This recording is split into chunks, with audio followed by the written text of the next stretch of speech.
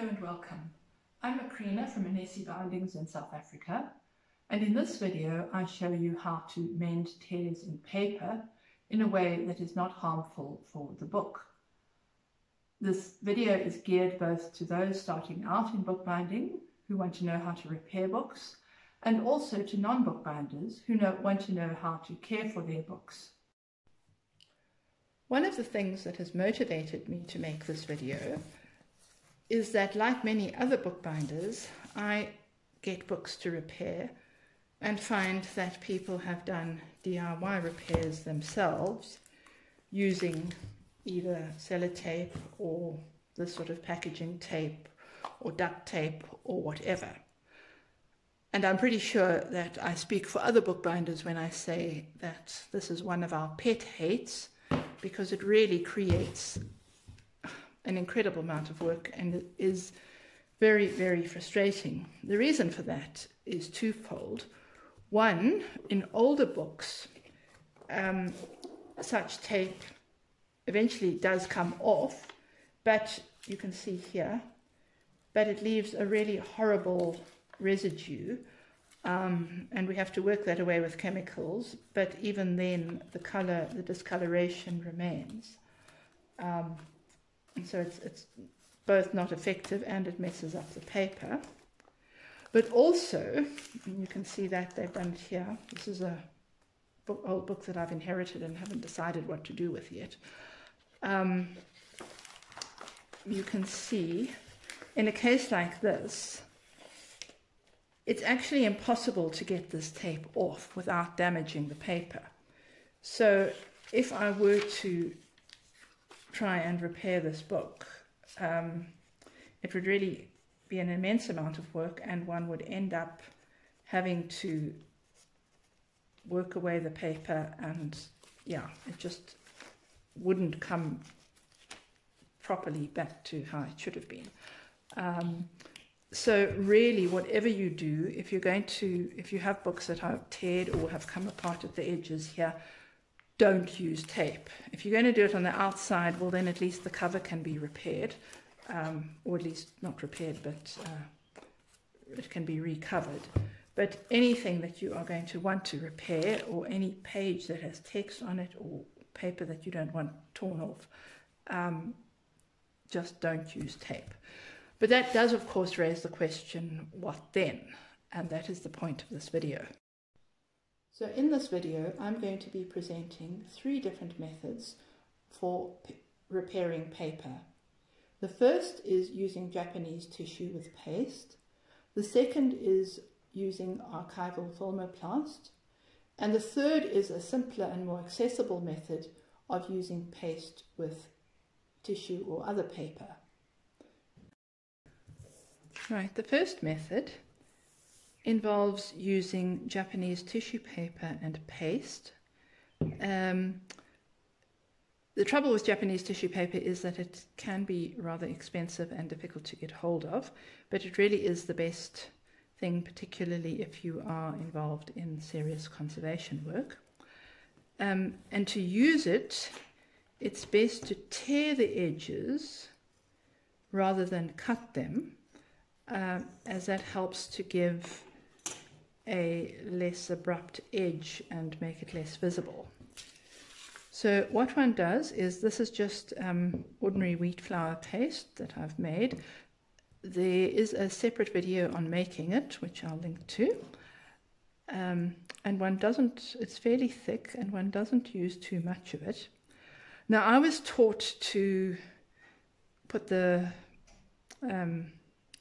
paste onto the tissue paper and then paste it down, but I confess that I find it easier to rather first put paste on the tear and then place the tissue paper over that, particularly if it's fairly flimsy tissue paper.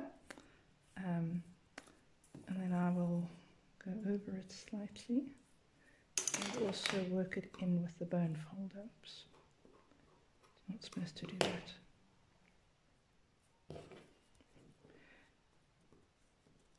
And depending on the on the how the tear is and the thickness of the paper, I might also, once it's dry, do it on the back as well, but that depends. You can also get Japanese tissue paper that's heat activated, that you sort of iron on, but that's beyond the scope of this video. The second method is to use an archival tape, such as Filmoplast P. I'm not going to demonstrate this because I don't often use it and it's not easily available here, and I imagine also not in certain other parts of the world.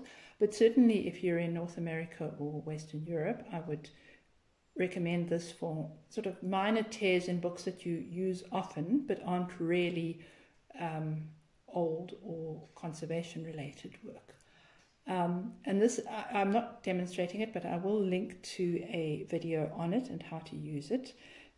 This is something that will not damage your book and is also pH neutral and will result in a surface that is almost transparent. The third method is something I've developed because I know that many of my clients who send me books with sellotape all over them would not be able to access either Japanese tissue or Filmoplast. And so I've sort of developed this in the hope of encouraging people to do at least to do repairs that are less damaging to the book. And for this, and again, I wouldn't recommend this for serious conservation or archival work, but certainly it can be helpful for books that are used often, or the sort of liturgical books that I get sent that have tears all over that have been mended with tape. So for this I am simply using ordinary tissue paper, the sort of very common and garden variety, and I'm basically going to do the same as I did with the Japanese paper. Again, tear it rather to make it less, the edges less obvious. With this, it is also a good idea to bear in mind the grain direction, so that you tear it. You'll find that it tears more easily in one direction than the other, and that's the direction,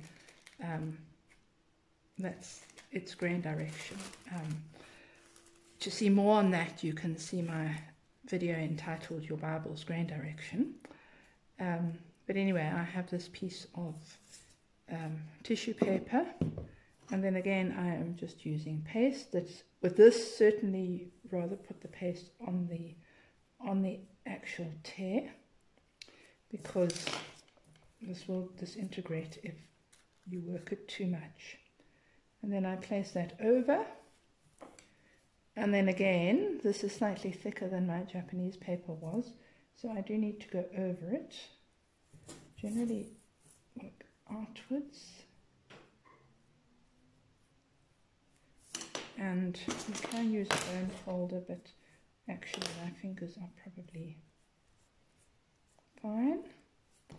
And then you leave that to dry. With regards to drying, if it's simply one page or something, you can either dry it so that the surface is open, and then it will, because it gets damp, it will buckle slightly, and you can press it later.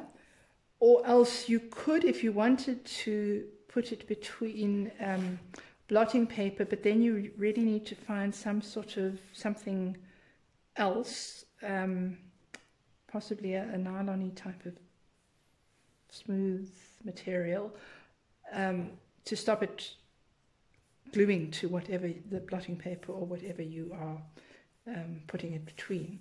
So although I sometimes do that when I'm working with a book that has multiple tears, with something like this I would probably just leave it to air dry, and then press it. If you found this video helpful, then please like it and share it, and also let me know in the comments if you have any questions or any other topics that you would like me to address.